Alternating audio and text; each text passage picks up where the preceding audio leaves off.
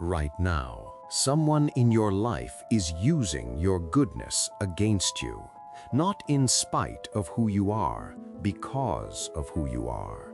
You were raised to be good, to give, to help without asking why.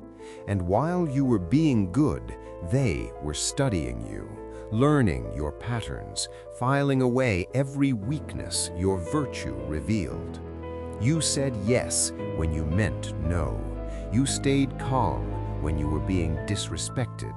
You gave second chances to people who were already planning their third betrayal. They called it your kindness. What they were really calling it was convenient. And here is what no one warned you about. Kindness without boundaries is not a virtue. It is an invitation. And the wrong people have been walking through that door your entire life. Today, that changes. What you are about to hear is not comfortable, but comfort is what got you here. And Carl Jung left you the exact roadmap to get out. Stay with me. Every second you watch this is a second you cannot unknow what I am about to tell you. This is not self-help. This is a reckoning. You already know something is wrong. You have felt it for years, a low, constant drain, the sense that no matter how much you give, you leave every room with less than you came in with. You told yourself you just needed to try harder, be better, give more. Maybe if you were just a little more patient, a little more understanding, a little less difficult. That story they told you about yourself, that you are too much or not enough, that you ask for too much or give too little, that is not an observation, that is a management technique. The people who drain you are not careless, they are systematic.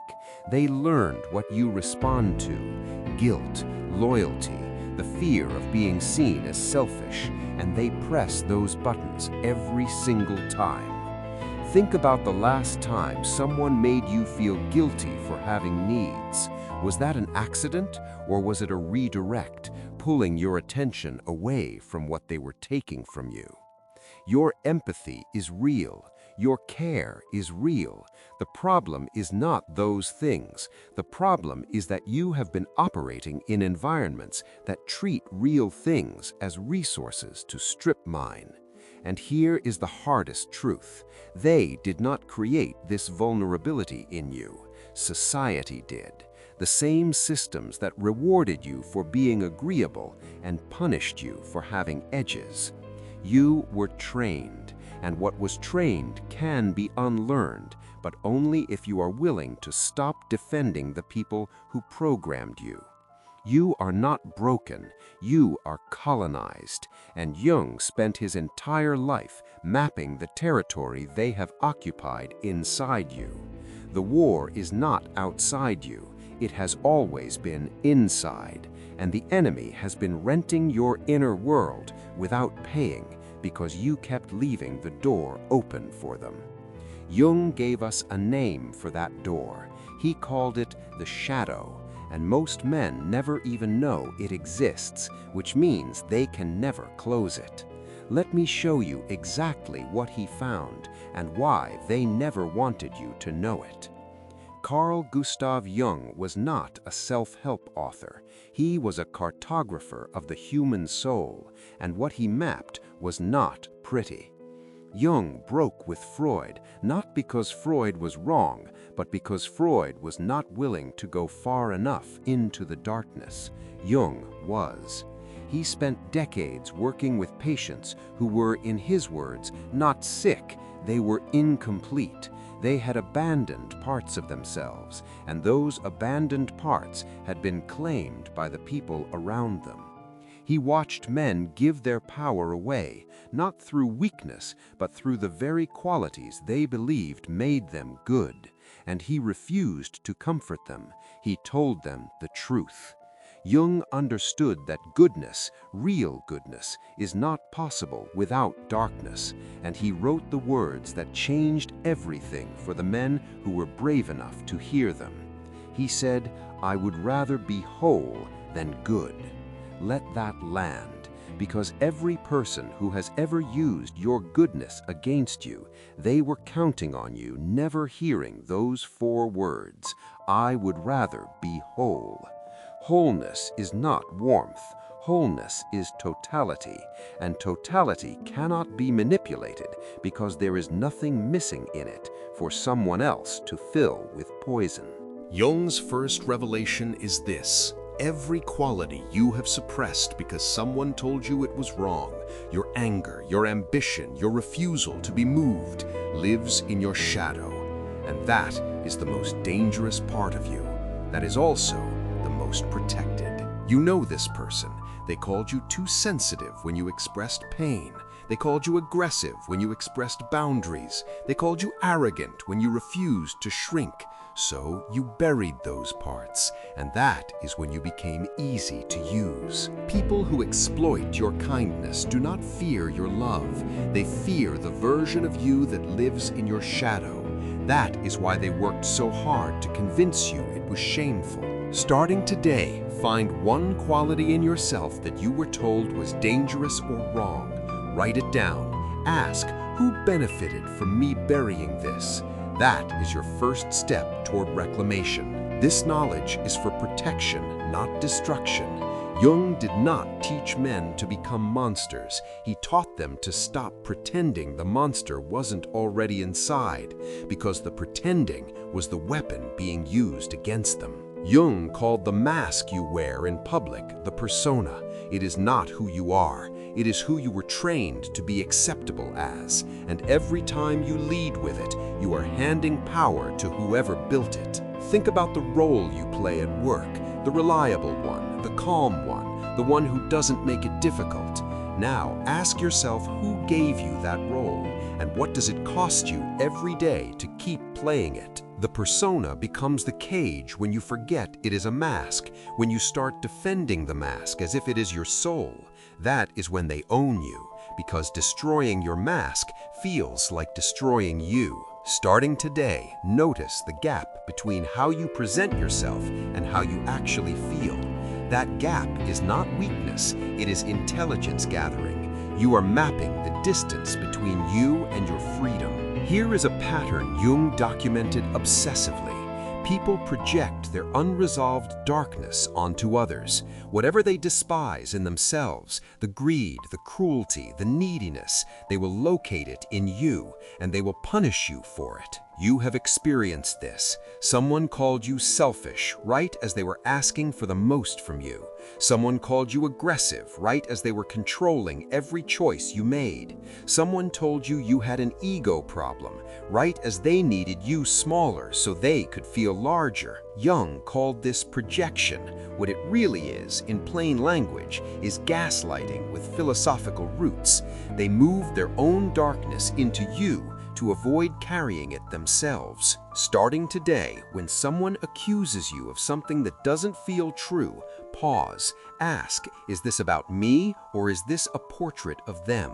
Most accusations from people who benefit from your smallness are confessions. Jung understood that compulsive generosity is not virtue, it is fear wearing the costume of virtue. The man who cannot say no without guilt was taught his value depends on his usefulness to others. That is not kindness, that is an injury. Think about the last time you did something for someone, not because you wanted to, but because the anxiety of not doing it was greater than the cost of doing it.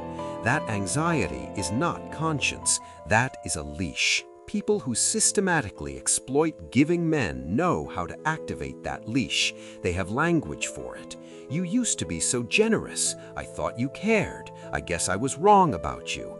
Each phrase is a cattle prod pointed directly at the part of you that was broken young. Starting today, when you feel compelled to give, pause for 10 seconds. Ask whether this act comes from desire or from dread. Desire-driven giving builds you. Dread-driven giving hollows you. Here is what Jung knew that no one around you will ever tell you. Anger is a signal. It is the psyche's alarm system firing because something real has been violated. Every time you suppressed that signal to keep the peace, you trained them to violate you again. You know exactly what I'm describing. The meeting where they took credit for your work and you said nothing. The relationship where they crossed a line and you told yourself it wasn't worth the argument. The friendship where they belittled you in public and you laughed along. Your anger was right. You were wrong to silence it, not because being angry in the moment was useful, but because you owed it to yourself to register the violation instead of writing it off. Starting today, stop apologizing for your anger. Start translating it. When you feel anger, write down what was violated, who violated it, and what it would look like to have that protected in the future. That is not rage, that is self-governance. You have carried their weight for long enough. You have translated their dysfunction into your failure for long enough. You have apologized for your size, your hunger, your refusal to disappear.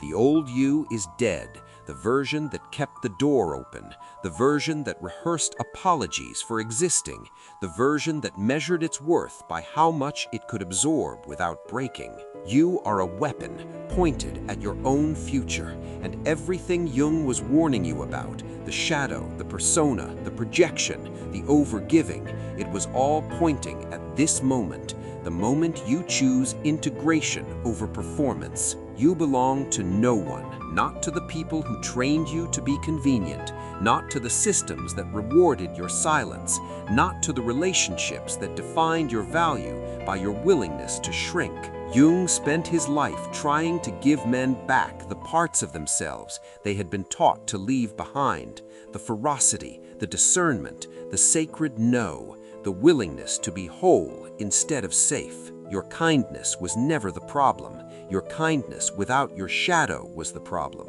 Your giving without your boundary was the problem. Your openness without your lock was the problem. Take back every part of yourself they told you was too much. Your too much was always exactly enough.